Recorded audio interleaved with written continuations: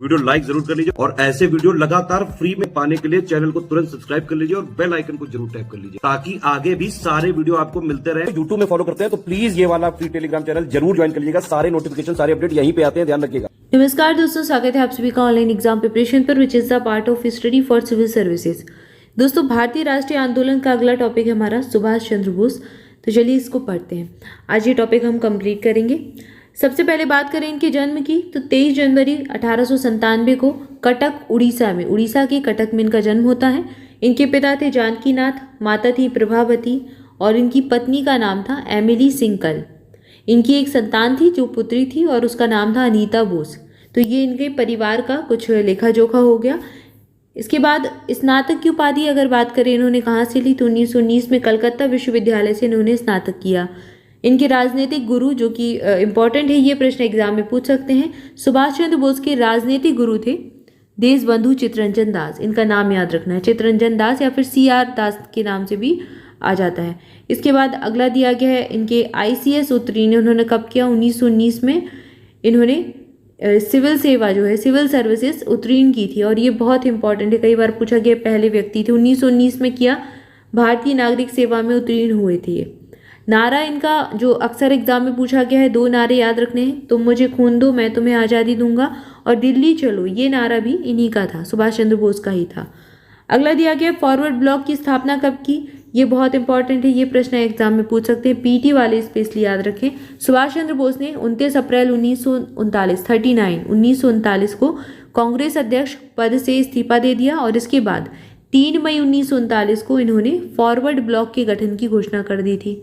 तो ये इन्होंने 1939 में गठित की थी। इसके बाद 22 जून 1939 को क्या होता है, मुंबई में अखिल भारतीय अधिवेशन आयोजित किया गया जहां पर फॉरवर्ड ब्लॉक के संविधान और कार्यक्रम को अपनाया गया था।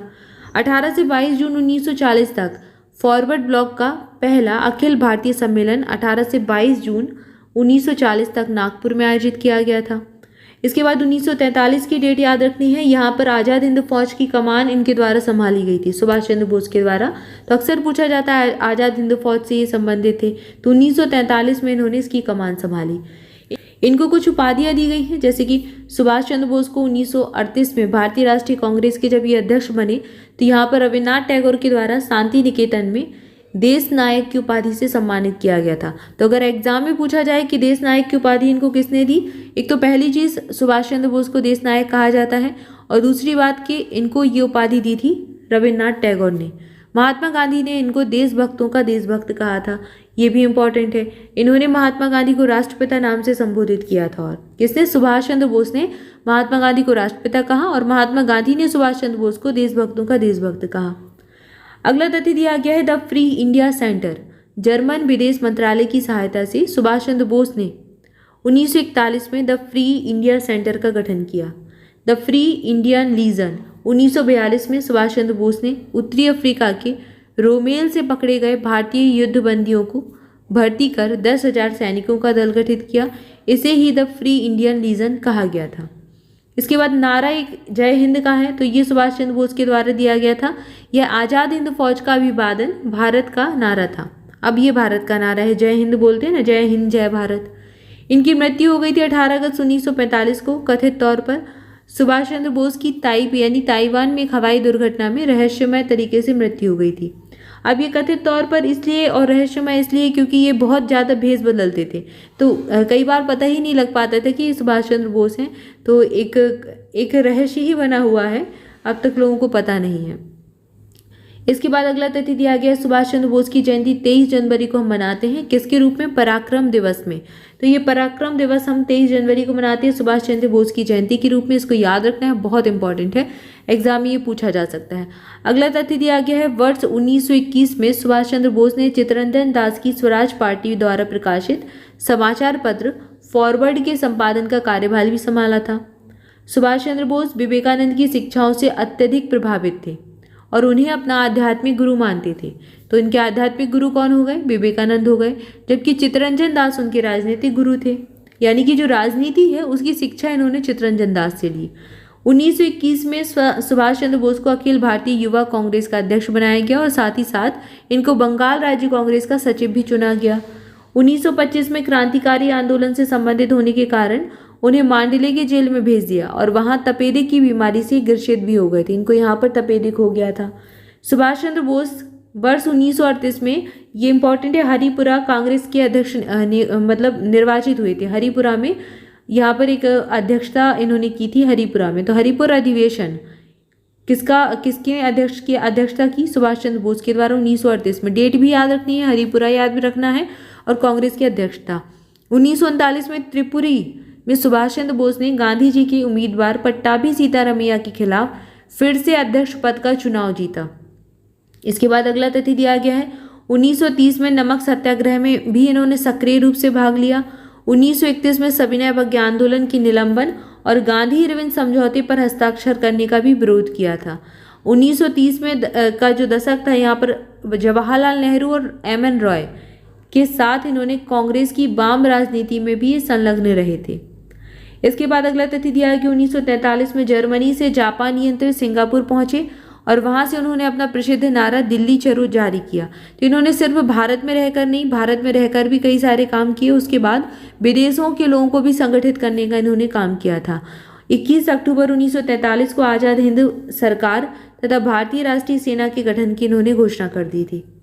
अगला तथ्य, सुभाष चंद्र बोस ने चौथा स्थान हासिल करते हुए भारतीय सिविल सेवा परीक्षा उत्तीर्ण की, लेकिन 1921 में कांग्रेस के सदस्य बनकर स्वतंत्रता के संघर्ष में शामिल होने के लिए इन्होंने क्या किया?